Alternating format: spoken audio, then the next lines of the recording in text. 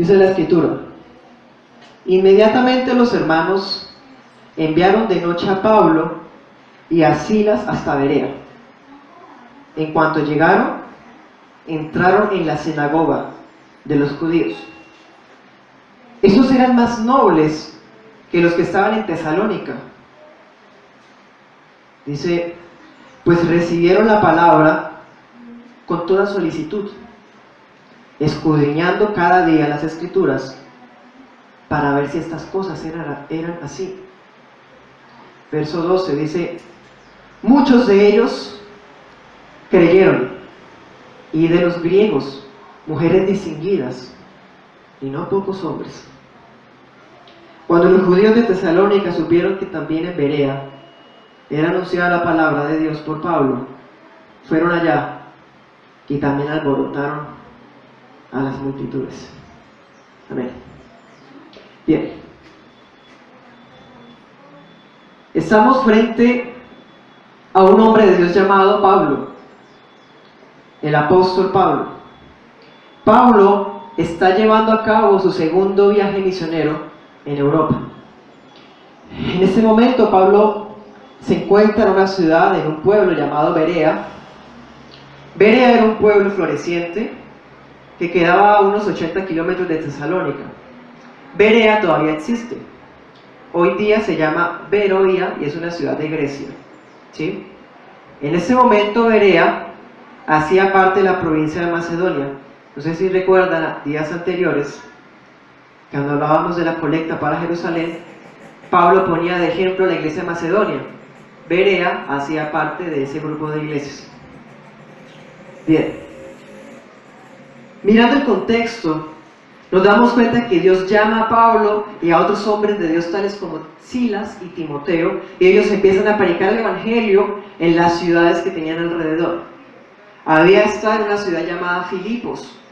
En esa ciudad habían sido metidos en la cárcel por el mensaje del evangelio. Luego fueron libertados por la gracia de Dios y fueron a una ciudad llamada Tesalónica, y en esa ciudad hubo unos judíos que alborotaron la gente y sacaron corriendo a Pablo y a los predicadores del evangelio. Así que Pablo huyó de Tesalónica porque lo querían matar. Dice la escritura en el versículo 10 que los hermanos de Tesalónica enviaron de noche a Pablo, es decir, había tal amenaza de muerte, era una amenaza inminente, de tal manera que a Pablo le tocó huir de noche. Escondido tras las sombras de la noche, salió huyendo por su vida, de mala gana, porque él estaba dispuesto a morirse por Cristo. Pero los hermanos le dijeron, vete hermano Pablo, ¿por qué? Tienes más cosas por delante y si mueres acá. Entonces, Pablo se va a otra ciudad, de Tesalónica va a otra ciudad. La escritura dice que Pablo en realidad iba hacia otra ciudad llamada Atenas, pero Dios le puso en su corazón irse a Berea. Berea era una ciudad que quedaba fuera del camino. Eso podemos ver que Dios puso en su corazón ir a ese pueblo. Y en ese momento, pues Pablo llega a Berea. De Tesalónica a Berea hay un viaje aproximadamente de 2 días y 1 noche. Así que vemos un hombre de Dios que está dispuesto a pasar riesgos por amor de su nombre y también a caminar lo que sea necesario para llevar la palabra de Dios. Resulta que Pablo no estaba solo, Pablo estaba con Silas, y hay algo que es muy curioso. ¿Por qué huyen? Los quieren matar. ¿De quién huyen? De los judíos. ¿En dónde se reunían los judíos? En sinagogas. ¿A dónde fue Pablo a Berea? A una sinagoga. Eso quiere decir que Pablo no tuvo miedo, huyó, pero no se escondió. Huyó de Tesalónica, pero continuó la obra, es decir, aunque vengan riesgos, hayan amenazas, la palabra de Dios no puede encarcelarse. La palabra de Dios siempre será anunciada. Y Pablo huye, pero no se esconde. Es más, entra a la sinagoga de Berea a predicar. Aquí vemos un hombre de Dios que nunca vuelve atrás. ¿Ha sentido usted miedos? ¿Se ha sentido perseguido? Pues este hombre de Dios nos da una lección de vida y de muerte. Porque a pesar de que estaba siendo amenazado por el Evangelio de Dios, va otra vez a un sitio que seguramente iba a ser perseguido otra vez, pero no le importa. Pablo nunca volvió atrás. Así también los verdaderos hijos de Dios nunca vuelven atrás, porque está escrito: el que persevera hasta el fin, ese será salvo. El que sale corriendo, el que huye, la Biblia dice en Hebreos 11 que no agrada al alma de Dios aquellos que huyen por miedo y por cobardía. Aquellos cobardes que huyen del Evangelio, prefieren retirarse por chismes, persecución, porque no están dispuestos a cambiar sus vidas. Delante de Dios son cobardes. Y la Biblia dice en Apocalipsis al final que en la ciudad de Jerusalén no entrarán los cobardes. Pablo no es un cobarde. Pablo no vuelve atrás. Pablo insiste. ¿Por qué la gente se opone al Evangelio? Todos estos días hemos dado un tema a la luz de la Escritura llamado la total depravación. Es una doctrina fundamental que en todas las iglesias se está ignorando. La total depravación es esa doctrina que dice que del ser humano no puede salir nada bueno, que el ser humano no puede buscar a Dios porque está muerto espiritualmente.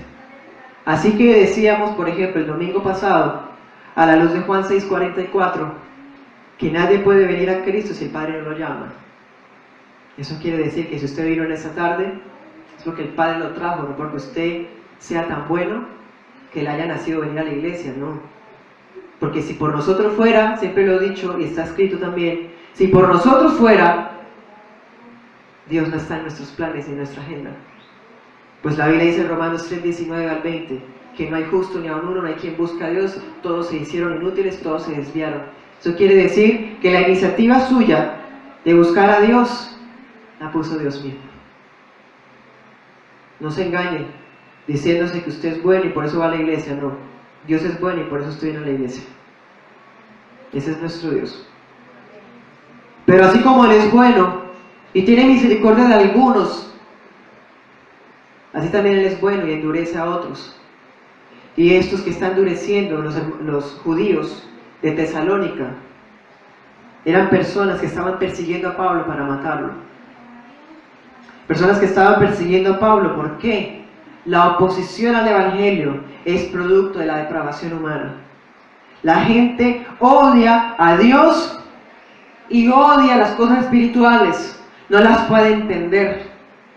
Delante de una persona que no ha nacido de nuevo, las cosas de Dios son tontería. No las puede entender. Las cuestionan.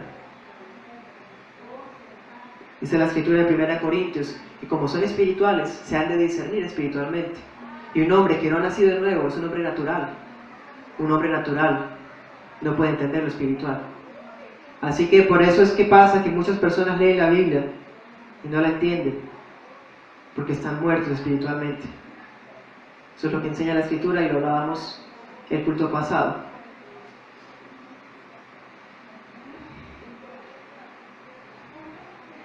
Recién Pablo y Silas habían sido perseguidos a causa del Evangelio en una ciudad. Ahora, esos judíos que se enteraron que vivían en Tesalónica, se enteran de que ese predicador resultó en otra ciudad, Berea. Entonces, los judíos dicen: no, este tipo está alborotando a las personas, les está predicando una nueva interpretación de la Biblia, vayamos a matarlo. Desde Tesalónica se van hasta Berea a buscarlo, a sabotear la obra de Dios, y van hasta allá en busca de la sangre de Pablo. Lo quieren matar. Inmediatamente se enteraron de que Pablo estaba predicando allá, fueron a perseguirlo. Esto nos hace recordar que el mismo Pablo hacía eso antes de ser convertido. Cuando él era Saulo, él perseguía a la iglesia y pensaba que hacía la voluntad de Dios. Ahora estos judíos están haciendo algo que él una vez hizo. Esos judíos pensaban que la voluntad de Dios era que esa secta de cristianos, esa gente, tenía que morirse. Entonces ahora a Pablo le está pasando lo que él una vez hizo. La Biblia dice en Santiago 1:20 que en la ira de Dios, en la ira del hombre no obra la ira de Dios. Saulo estaba siendo perseguido por el Evangelio, por ese mismo Evangelio que él un día persiguió. ¿Sí? ¿Por qué los judíos se oponen? ¿Por qué los judíos se oponían a Cristo? Todavía hay judíos, muchos, la gran mayoría de judíos, no creen que Jesús sea el Mesías. Ellos creen en el Antiguo Testamento, porque el Antiguo Testamento pues es la Biblia para ellos. Si ellos no creen en Cristo, entonces no aceptan el Nuevo Testamento. Entonces ellos creen que Cristo no es el Mesías, porque Deuteronomio 21 dice que todo aquel que es colgado en un madero es maldito. Entonces ellos dicen, no, es que no puede ser que el Mesías haya muerto en un madero, no puede ser. Resulta que Pablo estaba predicando el Evangelio con la misma Biblia que ellos usan. La predicación del Evangelio en este momento, en el momento de Pablo, tiene una base totalmente bíblica. La Biblia dice, en 1 Corintios 1:21, yo le invito a que usted vaya a la Biblia, a la Escritura. Es su deber rectificar todo lo que en una iglesia se dice. 1 Corintios 1:21.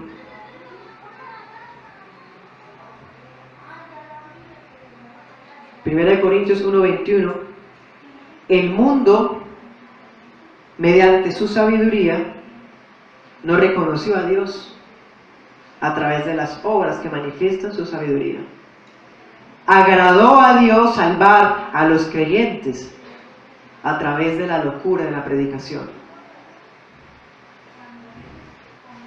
Estos judíos tenían un celo de Dios con base en la misma Biblia, pero ellos no podían entender que una persona fuera a predicar de la forma en la que Pablo lo hacía. Y 1 Corintios 1:21 dice que a Dios le agradó salvar a los creyentes a través de la locura de la predicación. Por eso es que es imposible, es absurdo, es ridículo. Aquellos que creen que son salvos sin iglesia, no es posible, porque le agradó a Dios salvar a los creyentes por medio de la predicación. No por medio de sentarme y leer la Biblia en mi casa, eso es de gran bendición. Pero un versículo no contradice el otro, y este dice que le agradó a Dios salvar a la gente por medio de la predicación. ¿En dónde se predica? En la iglesia. También 1 Corintios 2:13, ahí más adelante, dice la Escritura: de estas cosas hablamos, 2:13, no con palabras enseñadas por la sabiduría humana, sino con las que enseña el Espíritu, acomodando lo espiritual a lo espiritual. Mire, el Evangelio de Dios, no adulterado, el Evangelio no necesita psicología, el Evangelio no necesita palabras motivacionales, el Evangelio no necesita hablar de ecología o de política, porque la palabra misma, ella es autosuficiente.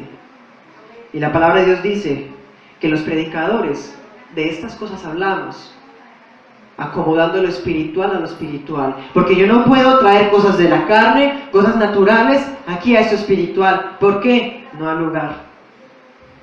Dice la Biblia, a Dios le agradó salvar a los creyentes a través de la predicación.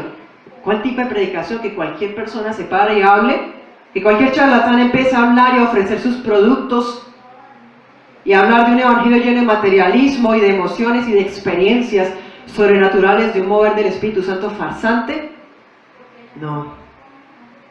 Ese predicador tiene que sujetarse a lo que está escrito, y la Biblia dice que ese predicador debe acomodar lo espiritual a lo espiritual, no lo que a él se le ocurra, lo que él soñó en la noche anterior, no.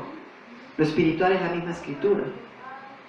El predicador toma lo que está en la Escritura y de eso es lo que él predica. Cuando uno predica palabra de Dios, la palabra de Dios es la que salva a la gente, no mis pensamientos. Mis pensamientos no salvan, mis pensamientos no lo cambian a usted. Usted puede estar aquí y escuchar cientos de predicaciones y nunca cambiar. Eso quiere decir dos cosas: primero, que Dios nunca actúa en su vida, y segundo, que usted está muerto espiritualmente. Pero en este momento yo puedo predicar cuantas veces quiera y usted escuchar las predicaciones a la luz del Evangelio, pero si Dios no abre su corazón, yo solo puedo predicar. Pero lo que a mí se me ocurra, no. lo que está escrito. Pablo demostraba los puntos del mensaje a la luz de la Biblia. Pablo demostraba todo lo que él decía a la luz de algo que se llama la Tanaj. La Tanaj es el Antiguo Testamento. El Antiguo Testamento, ¿por qué usaba el Antiguo Testamento y no toda la Biblia? Porque en este momento la Biblia no estaba completa. En ese momento Hechos todavía estaba siendo escrito. Pablo no había escrito aún Corintios, Tesalonicenses, Romanos. El Nuevo Testamento no existía en ese momento. Entonces la única herramienta que tenían los apóstoles era el Antiguo Testamento, y es más que suficiente en ese momento. En ese momento de la historia, el Antiguo Testamento no necesitaba acudir a libros apócrifos como Eclesiástico, Macabeos, Judith, esos libros de segundo canon, libros mentirosos. No, la misma escritura, el mismo Antiguo Testamento, de Génesis a Malaquías, ni más ni menos, esos libros bastan para comprobar que Jesucristo es el Mesías. Y todo lo que Pablo decía, lo mostraba a los de la escritura. La Biblia dice en Hechos 17, yo le invito a que no pierda la cita principal. En Hechos 17, dice la escritura, que en el 11, que los bereanos rectificaban todo. Los bereanos rectificaban todo. Y mire qué lindo es el Señor, que está hablando de un viaje misionero en cabeza de Pablo. Está hablando de ese recorrido que llevó a cabo predicando en las ciudades de Europa. Pero lo lindo del Señor, ¿en qué está? En que Él se detiene a ver cómo es la actitud de cada uno. ¿Por qué Dios nos habla de la actitud de la gente? En el versículo 11 dice que los bereanos eran más nobles que los tesalonicenses. Santo Dios. Esa es de las pocas veces en las cuales la Biblia compara a la gente. Eso casi nunca lo hace. Y aquí eso es una de las pocas veces que lo hace. La Biblia se detiene para mostrar cuál fue la actitud de los bereanos frente a la predicación. Y la denomina nobleza. Nobleza. Esa comparación viene de una palabra griega que es eugenes. ¿Qué significa esto? Pablo recién había estado predicando en Tesalónica. Hubo una iglesia en Tesalónica. Pablo fundó una iglesia en Tesalónica y hubo grandes hombres de Dios en Tesalónica. Tanto así que hay en la Biblia 2 libros para Tesalónica. Pero, aunque Pablo amaba mucho pues a los tesalonicenses, como lo comprueba 1 Tesalonicenses 2:1, ahora sí Dios no calla el hecho de que los bereanos eran más nobles que los tesalonicenses. Dice la escritura en el versículo 11, estos eran más nobles. ¿Más nobles en qué sentido? Los judíos de Tesalónica estaban siendo opositores del evangelio por el celo de Dios. ¿Sí? Un celo de Dios como, pues, no, orgullo y prejuicio disfrazado de celo de Dios, más bien. Los judíos de Tesalónica se rehusaron a escuchar el evangelio por su corazón endurecido. Se negaron a escuchar el evangelio porque eran personas orgullosas, soberbias. En cambio, los bereanos eran más nobles. ¿Por qué? Porque ellos de una vez no rechazaron el evangelio, ellos lo escucharon a escuchar esta nueva interpretación. Pues para ellos esto era nuevo. Y así es, el cristianismo era nuevo en ese momento. Los bereanos examinaban la escritura para tratar de entender esta nueva interpretación. Los bereanos eran más abiertos a la verdad. Es más, la palabra noble en griego significa que eran personas abiertas de mente.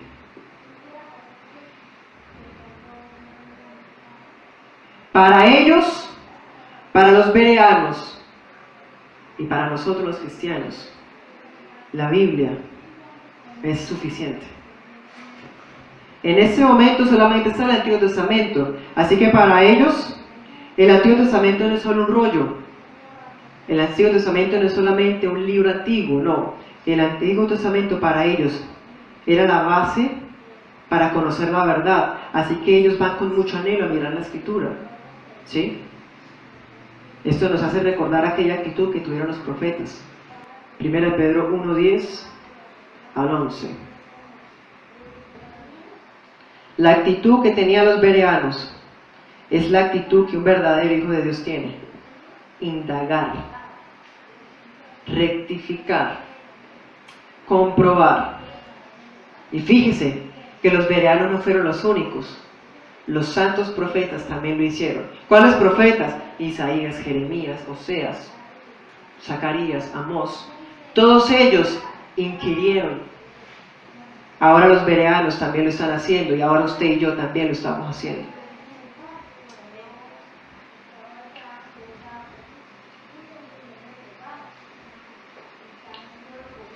En el versículo 12 de Hechos 17:12, dice: muchos de los bereanos creyeron. ¿Sí?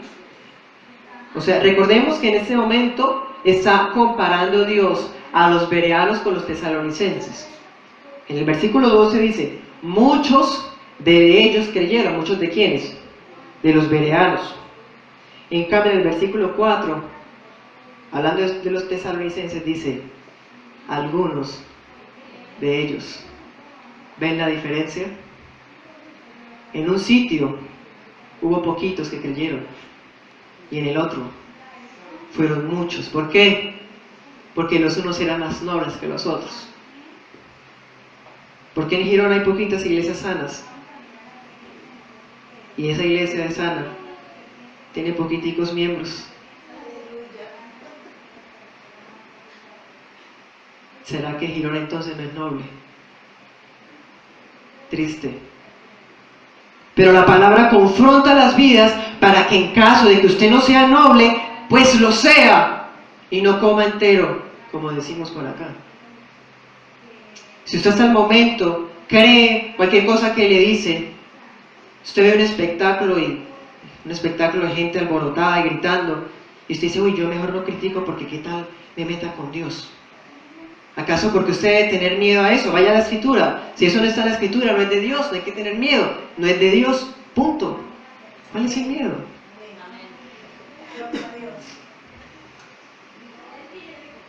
La experiencia no tiene ninguna autoridad, porque con la Biblia basta. Y los bereanos lo entienden. Si usted es noble, usted lo entiende. Pero si usted no es noble, pues usted será como aquellos tesalonicenses que no escuchan bien, que creen todo lo que le dicen, que están orgullosos y no cambian, y persiguen al que en realidad tiene la verdad. Esa verdad que estaría rechazando usted voluntariamente. Dice la Escritura que los bereanos eran más nobles. Hay varias razones por las cuales Dios les dice nobles. Primero, porque recibieron a los evangelistas. ¿Sí? No fueron apáticos ni dijeron: uy, no, esta gente es una secta, son unos herejes, váyanse de aquí. Ellos primero escucharon a ese desconocido Pablo, pues seguramente no era desconocido para ellos, pero ellos no lo habían visto personalmente. Lo ven, lo escuchan y no lo refutan de una vez, escuchan. Entonces son más nobles en comparación con la turba de Tesalónica, porque en Tesalónica se formó un alboroto tremendo que sacaron corriendo de noche, ¿recuerdan? De noche a Pablo y a Silas. Pero aquí los bereanos no, los bereanos los reciben. Eso es nobleza. Hay versiones de la Biblia que dicen que los bereanos eran de mejor condición. Hay otras que dicen, como la PDT, dice que los bereanos eran más receptivos. Mire, qué triste es que, como aparece en Santiago 1, que haya gente que escucha la palabra y se olvidadiza. Eso es otra señal de la falta de nobleza. ¿Cómo es que esa gente olvida tan fácilmente la palabra? ¿Cómo es posible que, bueno, listo, se la aprende de memoria como teoría, pero cuando está frente a situaciones difíciles se le olvida? Lo mismo que nada. La nobleza está en que somos personas receptivas. Somos personas receptivas, es decir, no somos olvidadizos. Vayamos a Santiago 1, 22. Seguramente usted ya habrá oído ese mensaje. pero seguramente también se la habrá olvidado. Santiago 1:22 dice, está escrito: sean hacedores de la palabra y no tan solamente oidores, engañándose a ustedes mismos. Si alguno es oidor de la palabra, pero no hacedor de ella, ese es semejante al hombre que considera en un espejo su cara, su rostro natural, pues ese hombre se considera a sí mismo y se va, y pronto olvida cómo era. Pero el que mira, versículo 25, el que mira atentamente, ¿en dónde? ¿En la experiencia? ¿En dónde? ¿En lo que dice alguien? ¿En dónde? ¿En algún sueño, alguna palabra profética al oído de alguien? No, ahí dice, en la perfecta ley, punto, la de la libertad, y persevera en esa ley, no siendo oidor olvidadizo, sino hacedor de la obra, este será bienaventurado en lo que hace. En otras palabras, este será noble, así como los bereanos y como los profetas.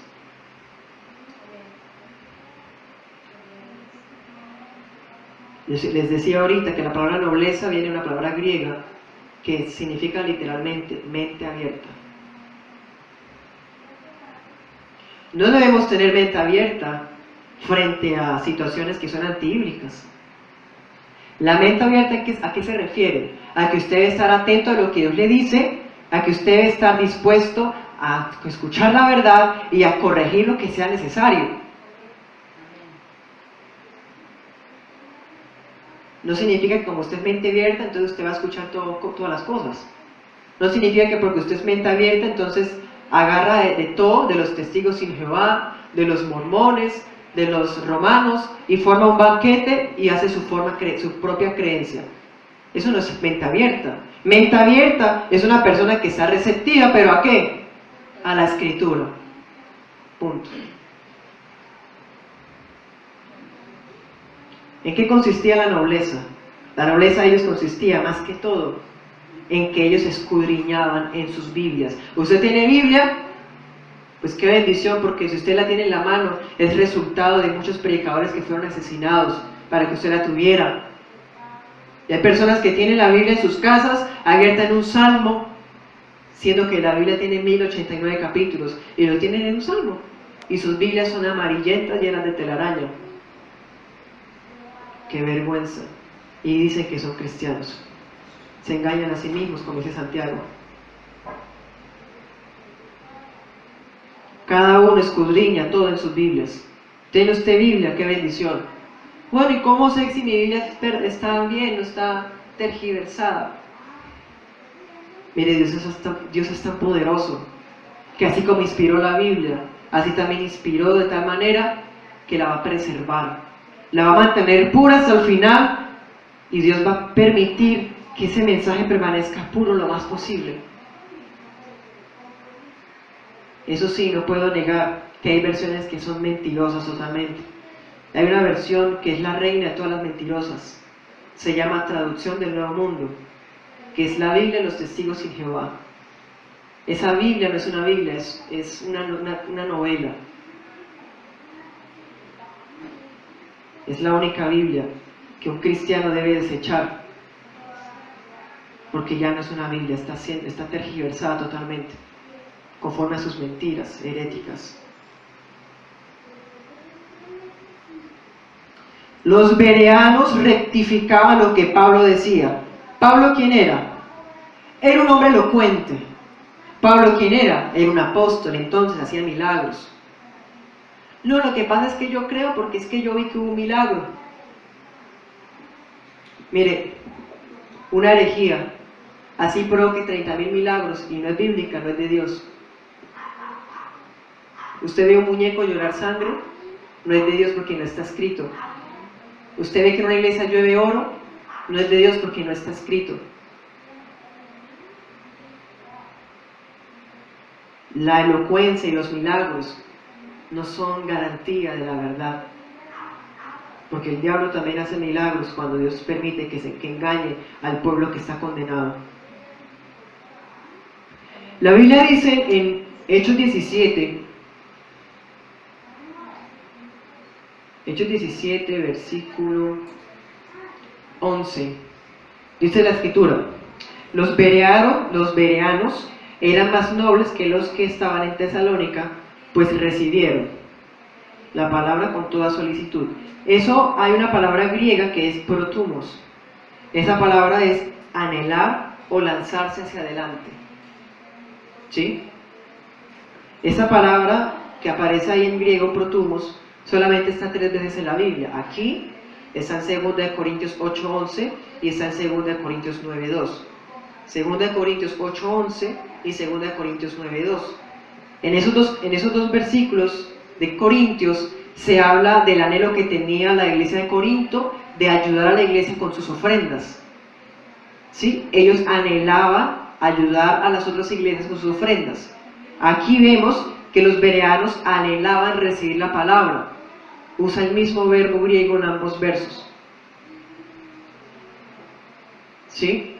Eso en español, en algunas versiones aparece como avidez. En esta versión que yo tengo, que es de 1995, dice que recibieron la palabra con toda solicitud. ¿Sí?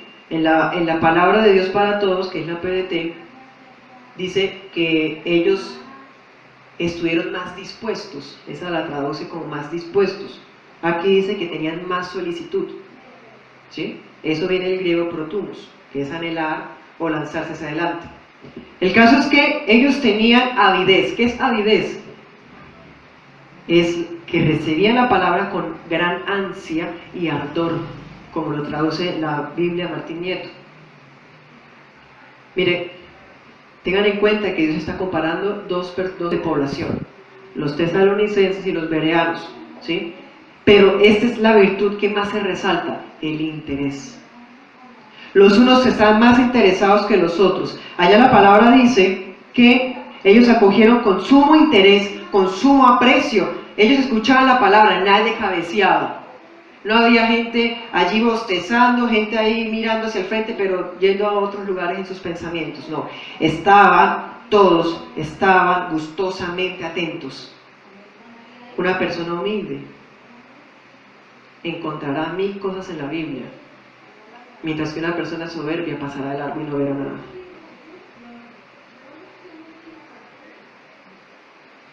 Fíjense que ellos recibieron con toda solicitud, pero no solamente recibieron, dice ahí que escudriñaban. Escudriñaban, esa es una palabra griega que en español, hay una palabra griega que es anacrino, no existe en español. Entonces, escudriñar es la palabra más parecida que se encontró. Anacrino significa sacudir de arriba abajo, algo así como que usted tiene una agenda, tiene papeles ahí, entonces usted sacude para sacar todo lo que tenga ahí. También anacrino, la palabra griega anacrino significa investigación legal muy cuidadosa. Entonces, la palabra más parecida, el verbo más parecido en español es escudriñar. ¿Sí? ¿Qué significa que ellos escudriñaban entonces? Que ellos examinaban en su propia Biblia con toda solicitud, con toda disposición, verificaban, compulsaban, comprobaban, pero aceptaban de corazón ese mensaje que estaban viendo que era así. Se daban cuenta que ese mensaje era verdad, entonces su corazón estaba abierto y lo aceptaron con todo corazón. ¿Sí? Esa palabra también en algunas versiones aparece como prontitud de ánimo. Ellos discernían, estaban analizando, escuchaban, miraban y analizaban, pero no analizando como lo hacen muchos. Hay gente que le fascina analizar, pero para dudar, para ser incrédulos, para cuestionar. Eso no es analizar, eso no es nobleza. Eso prueba que es un impío que está muerto.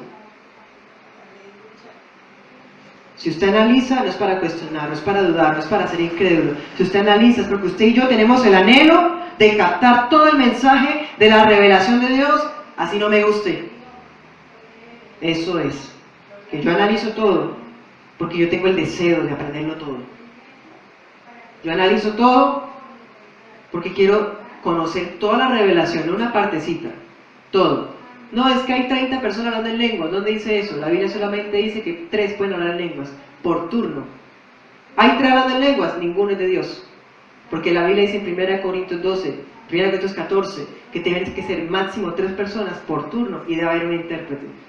Así que si alguien habla en lenguas en plena culto y hace espectáculo, y no son 3, no son 4, sino más de 3, no es de Dios. A no ser que quieran poner sus experiencias por encima de la Biblia. Lo más triste es que se hacen llamar de sana doctrina. Revisemos la escritura, seamos bereanos. Vayamos a 1 Corintios 14, 27. Rectifíquelo usted mismo. Porque cualquiera podría pensar entonces que estoy hablando mal de otras iglesias. No, ellos hablan mal de sí mismos. 1 Corintios 14, 27. Dice, si alguien habla en lengua extraña, que sean 2, o a lo más 3. ¿Y qué más dice? Y por turno. ¿Y qué más dice? Y que uno interprete. Es decir, las lenguas se pueden dar, pero personalmente nunca jamás he visto que haya esos parámetros cumplidos. Nunca lo he visto. Nunca he visto una interpretación de lenguas. Nunca he visto que las cosas, esas lenguas que dicen que son de Dios, sean realmente de Dios. Porque Dios no se contradice a sí mismo. Si fuera el Espíritu Santo no va a contradecir lo que Él inspiró ahí. ¿Será el Espíritu Santo? Ay, es que yo mejor no digo nada. ¿Por qué? Ahí dice que no. A no ser que usted sea un cobarde. La Escritura dice que nosotros debemos analizar anacrino, ¿sí? No para dudar, no para ser incrédulo, no para cuestionarme, y no es que, no, a mí la Biblia no me parece que esté bien. No, lo que pasa es que no todo está escrito, dicen los impíos, no todo está escrito. No, usted y yo analizamos, porque tenemos el anhelo de captar todo el mensaje de la revelación, para ver si es verdad lo que anunciaba. Hechos 17, regresemos a la cita ya de los bereanos. Dice la Escritura, en el versículo 11, dice que los bereanos eran más nobles que los que estaban en Tesalónica, pues recibieron la palabra con toda solicitud, que es en griego protomos. Dice, escudriñando, que es anacrino, cada día, o sea, no fue un día, o sea, no es que yo leo la Biblia en el culto, no es que yo leo la Biblia es cuando voy allá a la iglesia. Usted es un perezoso. La Biblia dice que debemos leerla diariamente, gústele o no. A no ser que usted no sea noble. La Biblia dice que ellos estaban diligentes cuando iba al culto. ¿Qué dice la Escritura? Diariamente. No es que me da pereza, es que me cabeceo, es que me duermo, es que no tengo tiempo. Mentiras. Es que no quiere. Y si no quiere, si usted no ama la palabra de Dios, es porque está muerto. Tenga miedo a eso. Porque cuando uno vive para Dios y ama las cosas de Dios y quiere leer la Escritura, aprender de Dios. Y si algo no le entiende, lo anota para preguntar al pastor a la iglesia. Y el pastor a la iglesia tiene la obligación de responder. Si su pastor no le responde, pues tiene que salir de ahí porque no está cumpliendo la misión del pastor. Eso sí, la respuesta tiene que estar a la luz de la Escritura. Punto. Los bereanos, dice, escudriñaban cada día las Escrituras para ver qué, si estas cosas eran así. En el griego literalmente dice, si estas cosas lo tenían así. Es decir, que si lo que Pablo estaba hablando realmente estaba ahí. Entonces ellos estaban ahí mirando. No, que Isaías 53 dice que el siervo de Yahvé iba a ser entregado, iba a morir por sus pecados. Entonces, Isaías 53, sí.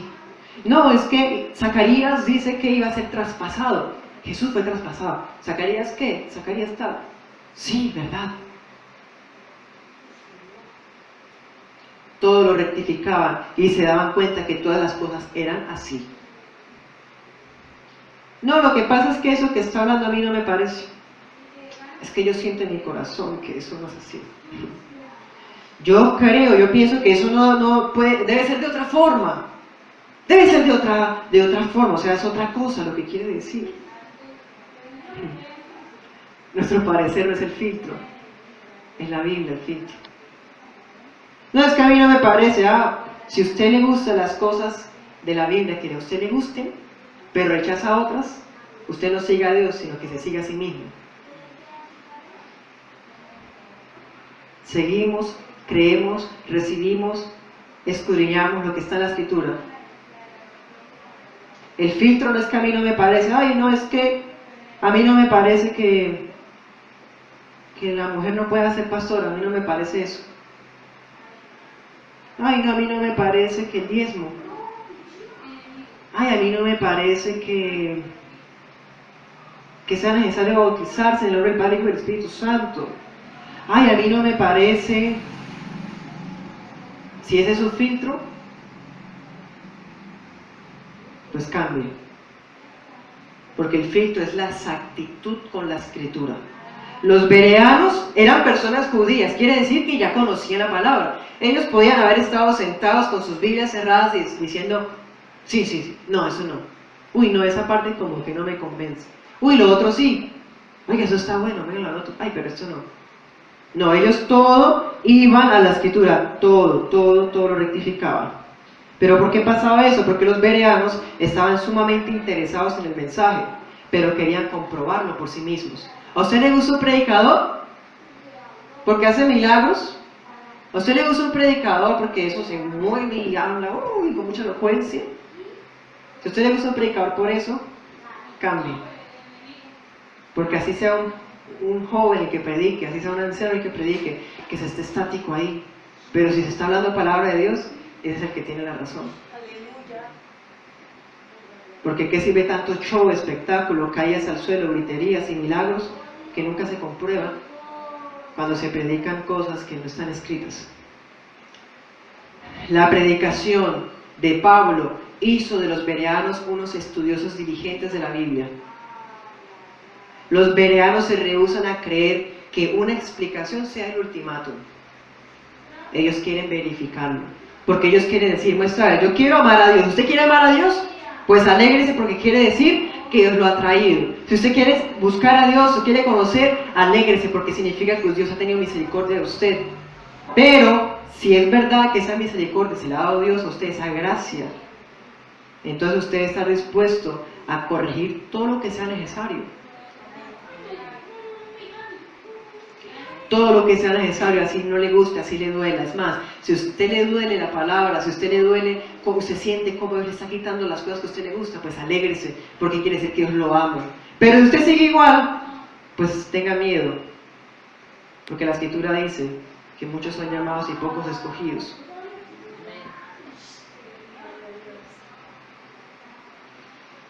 ¿Cuál fue el resultado? La Biblia dice que los bereanos escudriñaban cada día las Escrituras para ver si estas cosas eran así. Versículo 18 dice, muchos de ellos creyeron, y de los griegos mujeres distinguidas y no pocos hombres. ¿Cuál fue el resultado? Muchas personas creyeron, muchas personas se convirtieron. Los bereanos fueron a encuentro, fueron a campamento, Pablo les puso las manos.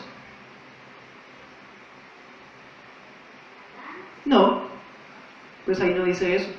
Ahí dice que Pablo les predicaba la luz de la Escritura, y la Escritura fue la que los cambió, la Escritura fue la que los transformó, la Escritura fue la que los convirtió, porque es la palabra de Dios la que tiene vida. Dice la Escritura que los judíos tesalonicenses se enteraron de la prédica de Pablo. Entonces ellos dijeron, no, se fue para allá a predicar lo que nosotros no quisimos, vamos a parar y saquemos a ese hombre. Pues dice la Escritura en el versículo 13, que cuando apenas lo supieron, fueron allá y también alborotaron a las multitudes, ¿sí? Dice también la Escritura que los hermanos, o sea, los convertidos de Berea, la nueva iglesia de Berea, porque Pablo fue allá y se fundó una iglesia, esos nuevos cristianos hicieron que Pablo saliera inmediatamente en dirección al mar. Pero Silas y Timoteo se quedaron allí, ¿sí? Es decir, Pablo se fue a Atenas a continuar su viaje evangelístico, y Timoteo y Silas se quedaron para organizar la nueva iglesia que se había fundado. Mire, esa iglesia va a tener buenos frutos. En Hechos 20 versículo 4,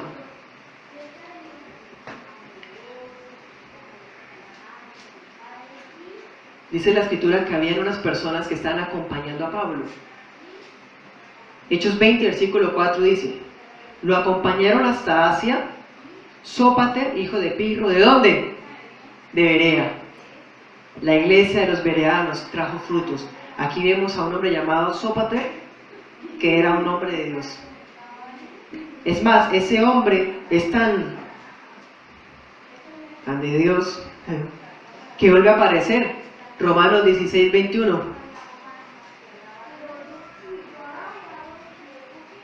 Romanos 16, 21. Seguramente este personaje que les voy a comentar se trata del mismo Sópater, por la semejanza en el griego de esos dos nombres. Dice en 16, 21. Le saludan Timoteo, mi colaborador, y mis parientes. ¿Cuáles? Lucio, Jasón y Sosípater. Quiere decir que la iglesia berea tuvo resultados. Hubo conversiones, hubo personas que eran de Dios. ¿Sí? Para terminar les digo, los bereanos son el ejemplo de la actitud que todo cristiano debe tener frente a la Escritura. Es la actitud que todo cristiano debe tener frente a la predicación. Entre los cristianos, los bereanos son el símbolo de un estudio bíblico sano y serio. Los bereanos son símbolo de aquellos que deseamos saber lo que realmente Dios quiere decir en su palabra. La Biblia es el libro más leído y el más vendido, pero también es el más descuidado. Hay mucha gente que compra diccionarios para coleccionar, ¿no? Y los ponen en sus bibliotecas para mostrar, miren mis libros. Tristemente el libro que más le pasa a eso no es a los diccionarios, es a la Biblia. Hay personas que vienen a la iglesia, pero sus Biblias tienen tanto polvo que usted puede escribir en la tapa de la Biblia condenación. Dios desea que su Biblia, su palabra, usted la conozca, para que usted pueda comprometerse con Él, para que usted pueda obedecerlo correctamente a Él, porque hay muchas cosas que gente que con buenas intenciones hace, pero que son antibíblicas. Pero las buenas intenciones no son el filtro, es la Escritura. La Biblia dice en 2 Reyes 23, del 1 al 3, 2 Reyes 23, del 1 al 3, que los israelitas habían perdido la Biblia. Los israelitas habían perdido el rollo, habían perdido la Tanaj. 2 Reyes 23, del 1 al 3. El rey convoca a todos los ancianos de Judá y de Jerusalén, sube a la casa de Yahvé, y allí leyó en voz alta todas las palabras del libro del pacto que había sido hallado en la casa de Yahvé. 2 Reyes 23, 3 dice: después, puesto en pie junto a la columna, el rey hizo un pacto delante de Yahvé. Si usted mira el capítulo anterior, las Biblias traen un título que dice hallazgo del libro de la ley. Y en el 23, el rey Josías, maravillado de ese descubrimiento, lee ese libro y se da cuenta que ellos estaban mal. Así que convoca a todo el pueblo en los versículos del 1 al 3, ¿y qué hacen? Hacen un pacto delante de Dios de consagrarse, de vivir para Dios correctamente, no conforme a ellos les parecía bien, sino conforme a ese libro que había sido encontrado decía. Dice la palabra, versículo 3, el rey, puesto en pie junto a la columna, hizo un pacto delante de Yahvé, comprometiéndose a que seguirían a Yahvé y guardarían sus mandamientos, sus testimonios y sus estatutos con todo el corazón y con toda el alma, y que cumplirían las palabras del pacto que estaban escritas en aquel libro. Y todo el pueblo confirmó ese pacto. Eso sí es un pacto. Ahí no dice que llevaron dinero. Ahí dice que el pueblo escuchó las palabras se sintieron confrontados y dijeron, perdónanos, Señor, porque hemos estado caminando en nuestra imaginación. Ahora nos comprometemos a seguir lo que está escrito en ese libro, Señor. Oremos.